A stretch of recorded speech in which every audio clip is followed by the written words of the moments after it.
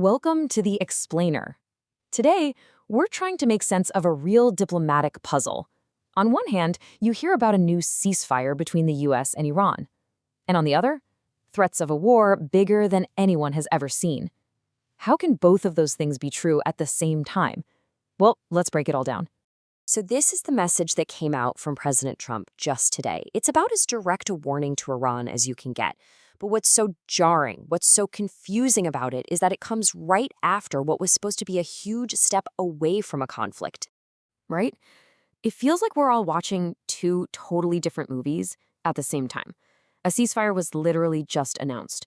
So how on earth do we get from a 10-point peace plan to threats of an unprecedented war in, less than a day? To really get what's going on right now, we've got to rewind the clock just a little bit. We have to look at the deal that was supposed to pull everybody back from the edge.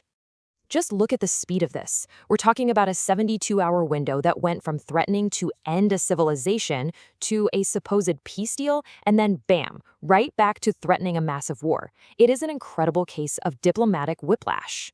As far as the US was concerned, the whole ceasefire really boiled down to these two things. No nukes, period. And keep the Strait of Hormuz, which is a critical shipping lane for the world's oil, open.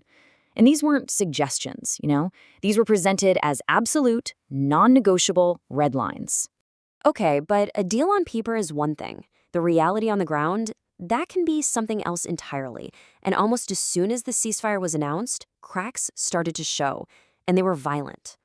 I mean, the ink wasn't even dry on the agreement before reports of attacks started just flooding in. And we're not talking about one little skirmish. We saw breaches reported across the entire region, from Iran and Israel all the way to the Gulf states. It looked like the ceasefire was being ignored on a massive scale. And this is a really key point from military analysts. Look, a few minor flare-ups in the first hour or so, okay, that's maybe understandable as orders are still trickling down.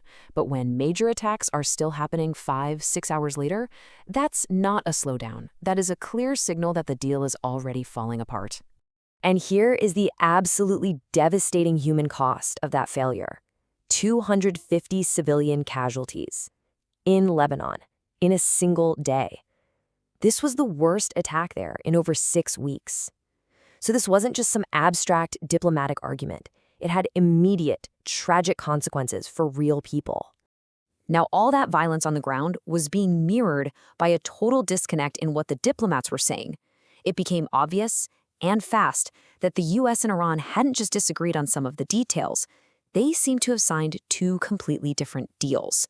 So from the Iranian perspective, this is how they saw it. The Speaker of Parliament basically said, look, our right to enrich uranium and making sure Lebanon was part of this truce, those weren't footnotes, they were core parts of the deal. To them, if you deny those things, you're denying the deal itself. But then you flip to the American perspective, and it is a total 180. A US official literally called the idea of including Lebanon dumb, and pretty much framed it as Iran just looking for an excuse to back out. They weren't even in the same ballpark. And right there, that's the core of the problem. They couldn't even agree on what they had just agreed to. It really raises a fundamental question. I mean, how can you possibly build peace when the two sides have completely different blueprints for the foundation? So all of this brings us to this very precarious present moment. The ceasefire is, for all intents and purposes, dead, both on the ground and in diplomatic language. So the huge question now is, what happens next? Now, there was supposed to be a follow-up meeting in Pakistan to hash out all the details. But get this, the two lead negotiators scheduled to be there are the exact same officials we just heard from, the ones with completely opposite views of the deal. So maybe it's no surprise that meeting is now in serious doubt. And looming over all of this diplomatic failure is the military reality. President Trump was explicit. The U.S. Armada, all the ships, the planes, the troops, they aren't going anywhere. They're staying right where they are as a constant, very visible reminder of what happens if these talks fail completely. And yet, in the middle of all this tension and all these threats, President Trump throws in this confusing twist. He says it's highly unlikely that the shooting will actually start. It's a classic mixed message, one that leaves the door for diplomacy open, even if it's just by a tiny crack. So, what's the big takeaway here? We are stuck in this incredibly fragile, almost contradictory moment. On one side of the scale, you have this tiny little ray of hope for a diplomatic solution. But on the other side, you have the very real, very credible threat of a massive war. The question that hangs over the entire region is pretty simple. Which side is going to tip the scales?